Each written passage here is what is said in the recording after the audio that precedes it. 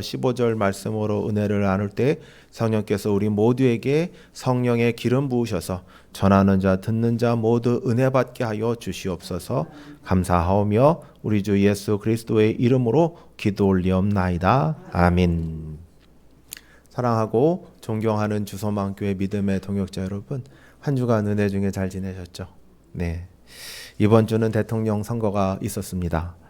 그리고 새로운 지도자가 선출이 되었습니다. 어떤 분들은 환호하면서 다행스러운 일이라고 하시는 분들도 계시고, 반면에 어떤 분들은 낙담하면서 이제 망했다 라고 하실 분들도 계십니다.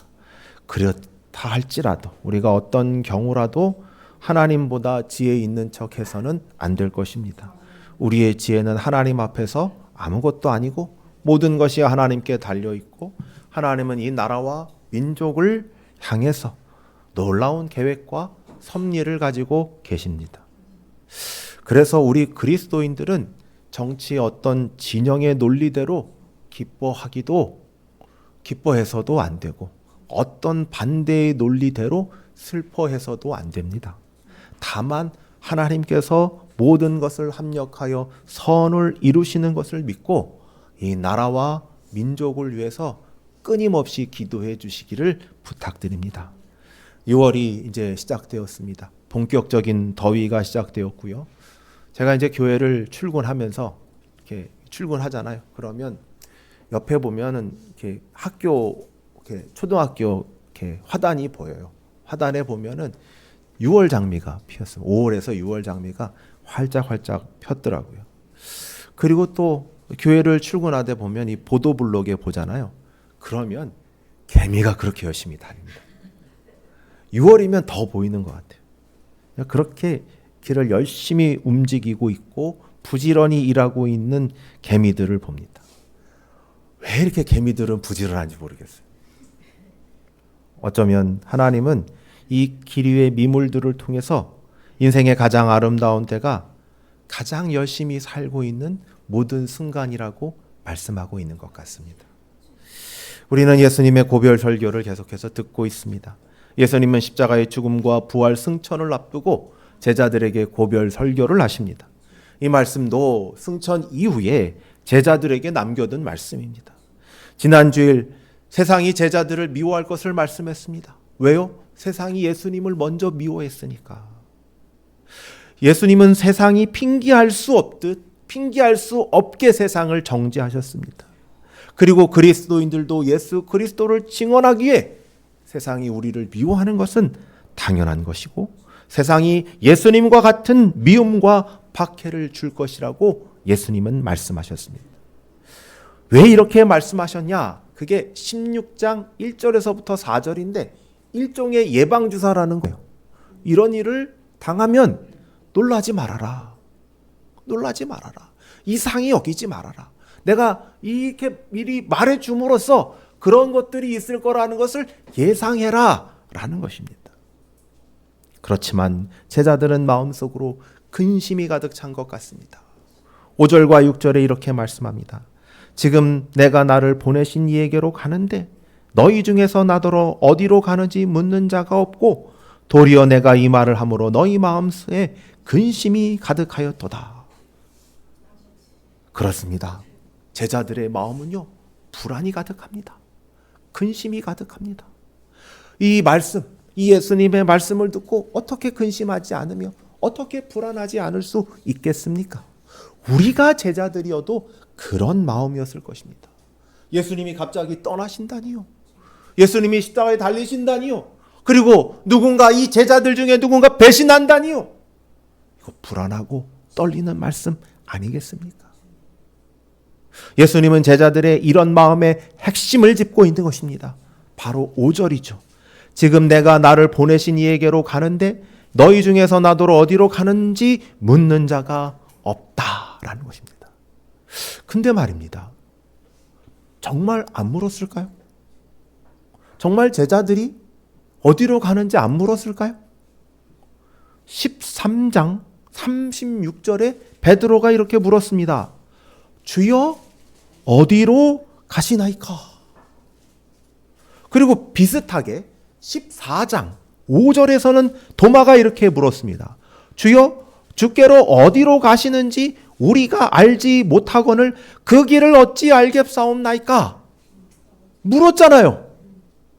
근데 왜 안 물었다고요? 왜 주님은 제자들이 이렇게 말했는데 물었는데 안 물었다고 할까요? 근데 여기에는 의도가 있는 거예요. 제자들의 의도가 뭘까요? 어디로 가는지를 물은 것입니까? 아니면 도대체 어디로 가신단 말입니까? 라고 한 겁니까? 지금 시점을 생각해 보는 게 중요합니다. 예수님이 예루살렘으로 들어왔어요. 예루살렘으로 입성할 때 수많은 백성들이 올리브에 감람나무 가지를 들고 뭐라고 했어요? 호산나 호산나 주의 이름으로 오시는 이요. 다윗의 자손으로 오시는 이. 이제 왕으로 선포될 그분을 향하여 찬양하고 노래했습니다. 많은 사람들은 예수님이 이제 대권을 잡는다.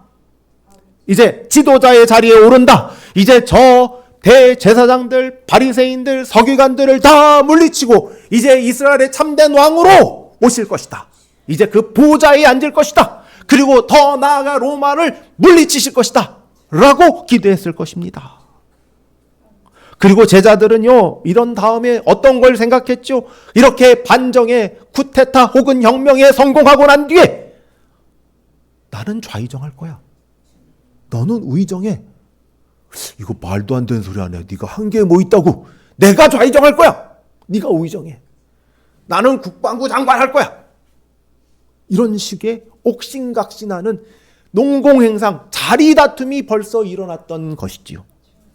그런데 이런 걸 기대했던 제자들이 예수님이 떠나가신다니까 청청병력과도 같은 말씀이죠. 주여, 어디로 가신단 말입니까?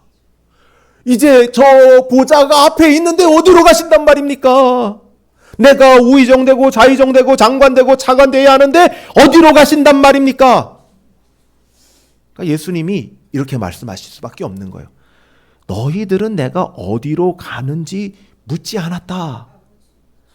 지금 예수님이 무슨 일을 하고 있는지, 하나님 아버지의 뜻대로 죄인들의 구속을 완성하시는 인류사의 가장 위대한 순간, 가장 비참하면서 끔찍하면서도 가장 놀라운 은혜와 긍휼의 순간, 하나님의 공의에 대해서는 눈꽃맘치도 관심이 없구나.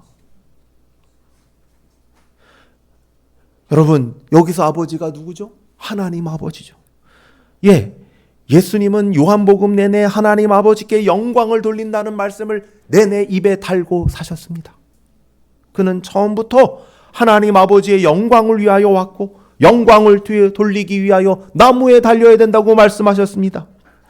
예수님은 처음부터 하나님 아버지의 영광, 자신이 죽기까지 순종하여 하나님 아버지의 영광이 드러나는 것만을 위했습니다. 그러니까 제자들은 뭐죠? 자신의 영광을 위했죠. 그래서 도대체 어디로 가신단 말입니까? 그러니까 예수님 뭐예요? 하나님의 아버지의 영광을 위하는 예수님의 그 관점에서는 뭐예요? 너희는 내가 뭘 하는지도 관심이 없고 이 일이 무슨 일인지도 관심이 없구나 라고 말씀을 한 것입니다. 제자들이 왜 불안할까요? 자기들의 영광, 기대했던 세상의 영광이 무너져 내릴까 봐 불안한 것 아니겠습니까? 반대로 예수님은 왜 불안하지 않을까요? 하나님 아버지의 영광이 자신의 십자가로 드러나니까 불안할 수 없는 것이죠.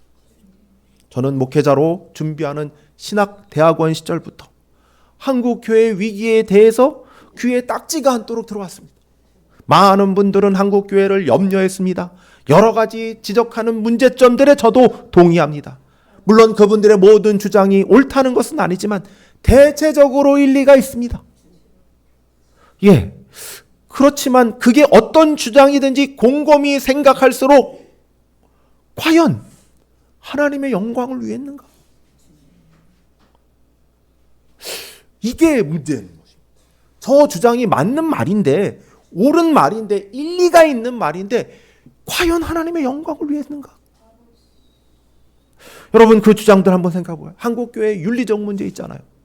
목회자들의 윤리적 문제, 장로님, 권사님, 집사님, 성도들의 윤리적 문제, 혹은 빛과 소금을 감당하지 못하는 문제, 혹은 사랑이 없다는 문제, 국률사역, 사회복지적 사역을 하지 않는다는 문제, 혹은 말입니다, 대사회적인 사역, 저기 또 사회복지적 사역, 상담 사역, 그리고 유초등부, 중고등부 같은 다음 세대 사역을 제대로 하지 못한다는 그 문제점의 지적에 우리는 동의할 수 있을 것입니다. 근데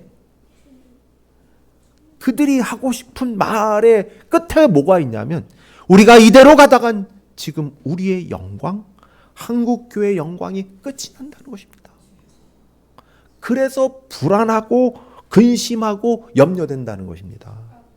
성도님들의 삶도 마찬가지입니다. 왜 불안하고 염려합니까? 세상의 번영과 영광이 우리에게 없어질까 봐, 끝이 나고 있다고 느낄 때 우린 불안하고 근심합니다. 여기엔 예수님의 십자가가 없습니다. 예수님은 하나님의 영광을 위하여 십자가에 죽기까지 순종하셨습니다. 그 십자가는 구속의 완성이요, 하나님의 놀라운 구속의 정점에 있다는 것을 전혀 보지 않는 것이죠. 예수님은 그걸 지적하는 것입니다. 우리의 삶을 떠나서 하나님의 영광을 보라. 하나님께서 우리를 구속하시기 위해 보내신 예수님 보라. 십자가를 지신 예수님 보라 라고 말입니다. 예수님 왜 십자가를 지셨습니까?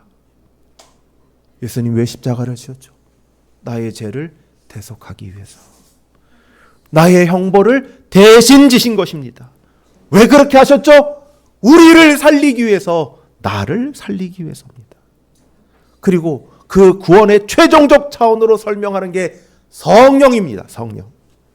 구원의 완성이 있다면 성령이 우리 안에 내주하시는 것입니다. 구약 성경에 새 언약으로 예언하시기를 성령이 우리에게 오셔서 우리 영혼 가운데 내주하시고 하나님을 알게 하신다라고 예언하셨습니다. 예수님이 7절, 내가 떠나가는 것이 너희에게 유익이라. 내가 떠나가지 아니하면 보혜사가 너희에게로 오시지 아니할 것이요, 가면 내가 그를 너희에게 보내리니 라는 것이죠. 예수님이 십자가에 달려 죽고 죽은 지 사흘 만에 부활하시고 승천하셔서 우리에게 보내시는 게 뭡니까? 그 구원의 최종 결과물이 뭡니까? 죄의 용서, 그리고 하나님이 함께함의 그 실체적 진실이 무엇입니까? 성령 하나님입니다. 성령 하나님이 우리와 내주하시는 것입니다. 우리와 함께 하시는 것입니다. 예수님의 구원 사역이 완성되고 나서야 성령이 우리 가운데 임하시는 것입니다. 그래서 오늘 우리가 얘기죠. 성령이 오셨네. 성령이 오셨네. 성령이 오시면 어떤 일이 일어날까요? 예수님은 두 가지 말씀을 하십니다. 세상의 유죄를 인정시킬 것이다. 그 부분이 8절서부터 11절이죠. 그가 죄에 대하여, 의에 대하여, 심판에 대하여, 세상에 대하여 책망하리라. 여기서 책망하리라는 성경 원어로 보면 개인의 마음과 심사 속에 유죄 상태를 스스로 깨닫게 하다, 인정하게 하다 라는 뜻입니다.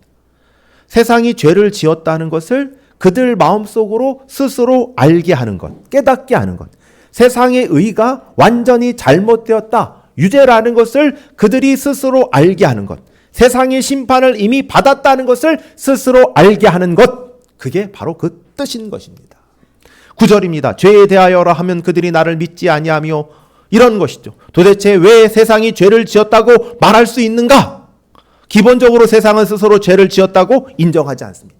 바리새인과 서기관 보세요. 자신들이 죄인이라고 합니까? 아니요. 그러나 예수님이 어떻게 했죠? 화 있을진저 이 독사의 자식들아, 회칠한 무덤들아라고 하시지 않습니까? 그들은 스스로 의인이라고 생각했지만 예수님이 말씀하신 대로 죄인이라고 인정하지 않았습니다. 예수님을 믿어야 구원을 받는다고 하는 예수님의 말씀을 듣지 않았습니다. 성령이 오셔서 어떤 일을 하냐? 너 예수님 안 믿었잖아. 너희 죄인이야. 너희 안에 죄가 있어. 너희가 겉으로 그럴듯하나 너희 안에는 썩은 시체와 같은 죄의 덩어리가 있어 라고 정죄하는 것입니다. 10절은요, 의에 대해 하는 거예요. 세상의 의에 대한 거예요. 세상에. 유대인 그리고 바리새인과 서기관들이 뭐라고 했죠? 나는 의인이라고 했죠. 그러면서 항상 얘기하는 게 뭐예요? 나는 모세의 율법을 지켰습니다. 나는 제사를 드렸습니다. 나는 율법대로 행했습니다. 라는 것이잖아요. 그런데 말입니다. 저 성전, 헤롯 성전을 향하여 뭐라고 하셨죠? 너희들은 하나님의 집을 뭘로 만들었다고 해요? 강도의 소굴로 만들었다. 거래 장소로 만들었다. 라고 얘기했습니다. 예수님은 그 모든 것들을 정화시키고 부서뜨리면서 뭐라고 하셨죠? 이 성전을 허물라. 내가 3일 만에, 사흘 만에 다시 일으키리라. 예. 여러분, 또한 안식일에 병자를 기적적으로 낫게 하자 그들은 안식일을 지키지 않았다고 정죄하였습니다. 예수님은 스스로 의롭다고 하는 대제사장, 바리새인, 서기관들을 전혀 의롭지 않다고 말씀합니다. 너희의 의는, 너희의 그 자기 의는, 자기의 영광을 높이는 의는 외식과 위선이다 라고 말씀하는 것입니다. 11절 드디어 세상의 임금에 대하여 말합니다. 세상의 임금이 누굴까요? 저는 궁극적으로 공중의 권세 잡은 자, 곧 사단과 마귀라고 봅니다. 동시에 사단과 마귀를 의식적으로 또는 대개는 무의식적으로 따르는 세상의 권력자들이라고 봅니다. 예수님이 성령이 오셔서 저 악한 자들이 이미 심판을 받았다고 선언합니다. 성령이 오시면 그리스도인들을 핍박하고 박해하는 자들이 이미 하나님의 심판을 받았고 영원한 생과 사가 결정되었다고 밝힐 것입니다. 사랑하고 존경하는 주서망교회 믿음의 동역자 여러분, 주님이 왜 이걸 말씀하실까요?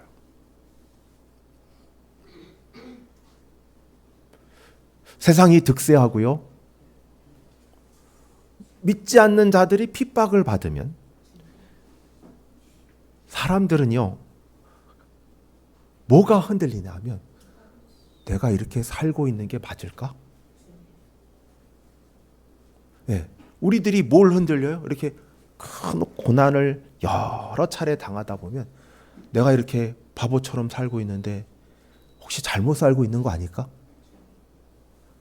그리스도인들이 핍박을 받으면 굳건히 버티다가도 어느 순간 자신의 믿음의 길이 잘못된 게 아닐까? 이런 회의로 가득 차게 됩니다. 그렇게 세상이 주는 모멸과 자신 안에 차오르는 회의로 흔들릴 때 성령이 오셔서 뭐라 말씀하시냐면 세상을 정죄합니다. 세상은 유죄이며 세상의 의는 헛되며 세상의 임금들은 이미 심판받았다고 참되게 말씀하십니다. 그러면서 우리에게 말씀하십니다. 저 길은 우리가 가야 할, 너가 가야 할 길이 아니야. 저 길의 끝에 저들이 화려해 보이고 안전해 보이고 번영스러워 보이고 독대해 보여도 저 길의 끝에 심판이 있어 라고 말씀하는 것입니다. 또한 성령이 오시면 우리 그리스도인들을 진리 가운데로 인도하실 것입니다. 미래의 일들을 알려줄 것입니다. 그것은 주님의 영광을 나타내는 것입니다. 15절을 보십시오. 성령께서는 예수님의 것을 가지고 다 알려주시죠. 예수님의 것은 누구의 것입니까? 하나님 아버지의 것이죠. 그러니 성령 하나님은 삼위 하나님의 모든 것을 다 알려주시는 것입니다. 이걸 좀 풀어 설명하면 에베소서 1장 17절에서부터 19절에 바울 사도가 잘 설명해 주고 있습니다. 제가 읽어드리면 우리 주 예수 그리스도의 하나님 영광의 아버지께서 지혜와 계시의 영을 너희에게 주사 하나님을 알게 하시고 너희 마음의 눈을 밝히사 그의 부르심의 소망이 무엇이며 성도 안에서 그 기업의 영광의 풍성함이 무엇이며 그의 힘의 위력으로 역사함을 따라 믿는 우리에게 베푸신 능력의 지극히 크심이 어떠한 것을 너희로 알게 하시기를 구하노라 라는 겁니다. 하나님을 알게 하시고 우리의 기업에 부르신 것을 알게 하시고 하나님께서 우리를 살리시고 우리를 구원하시고 우리에게 주시는 하나님의 나라의 그 놀라운 모든 것의 능력이 얼마나 큰 것인가를 알게 하신다라는 말씀입니다. 여러분, 사도행전 2장 성령 강림의 사건을 생각해 보십시오. 성령이 임하였습니다. 불의 혀같이 임하여 방언이 터졌습니다. 그리고 흩어졌던 유대인들, 저기 우리로 치면 뭐 재미교포, 제일교포 이런 식의 유대인들이 있을 것 아닙니까? 그런 유대인들이 어떤 걸 들었죠? 외국어, 자기의 태어난 난곳 방언으로 듣게 되었습니다. 몰려 하나님의 큰 일을 듣게 되었습니다. 이것을 어떤 사람은 술 취하였다라고 얘기하자 베드로 사도는 이렇게 말합니다. 종말에 부어지는 성령의 역사가 임한 것이다. 예수 그리스도의 십자가와 죽음을 부활을 증거하고 그가 종말에 약속한 영, 그 성령이 부으셨다라는 것입니다. 장래의 일을 말한다는 것은 새로운 계시가 아닙니다. 이미 예수님이 하신 것에 대한 반복인 동시에 새로운 시대에 예수 그리스도의 하신 구원의 사역의 적용인 것입니다. 그리고 그것은 종말을 준비하고 예비하는 것입니다. 왜 그렇게 하실까요? 그것은 성령 하나님이 십자가에 달리신 예수 그리스도의 영광을 나타내기 위해서입니다. 삼위 하나님이 하신 놀라운 구원의 사건을 성령께서 우리에게 계속해서 알리시기 위한 것입니다. 성령 하나님은 교사입니다. 우리를 알게 하시는 분입니다. 세상의 악함을 알리십니다. 하나님의 구원을 알립니다. 우리는 성령 하나님을 통하여 말씀을 듣습니다. 그 말씀으로 하나님이 계신 것과 믿음으로 나아가는 자들에게 상 주시는 분임을 알게 됩니다. 세상의 악함을 알게 됩니다. 그리고 세상이 결국 하나님의 심판을 맞이하게 될 것을 알게 됩니다. 세상의 끝에 우리 주님이 기다리고 있다는 것도 알게 됩니다. 이 놀라운 영광과 환희와 기쁨, 이 역사를 성령이 아니고서는 알려줄 수 있는 분이 없습니다. 사랑하고 존경하는 주소망교회 믿음의 동역자 여러분, 말씀을 맺고자 합니다. 주님이 아니 계신 세상 속 그리스도인, 핍박과 박해를 당하고 있는 그리스도인들, 그리고 그 속에서 염려하며 근심하는 그리스도인들에게 주님은 이렇게 대답하십니다. 내가 너희에게 성령을 주었다. 성령은 오늘도 우리에게 증언하고 있습니다. 가르치고 있습니다. 세상의 부자들이 가는 길, 권력자들이 가는 길, 높은 명예와 인정으로 가는 길, 예수 그리스도께서 그 길을 정죄하고 있음을 말입니다. 그 길 끝에는 하나님의 유죄 판결만이 남아 있는 것입니다. 그렇습니다. 지금 좁고 협착하여 핍박하여 고난의 길을 가고 있는 우리들에게, 흔들리고 있는 우리들에게 그 길이 옳은 길이라 증언합니다. 또한 성령은 증언하고 가르칩니다. 우리의 고난의 길, 가난한 길, 인정받지 못하고 인기가 없는 길이 하나님의 성전이 있으며 거룩한 영광이 있으며 놀라운 축복이 있다고 말하는 것입니다. 성령이 오시면 우리가 이런 길에 서 있는 예수 그리스도의 증인이 되어야 합니다. 이런 모든 성령의 증언에 진정한 삶으로 예수 그리스도의 증인 되시는 주소망교회 모든 믿음의 동역자님 되어지기를 축복합니다. 기도하겠습니다. 하나님 아버지 감사합니다.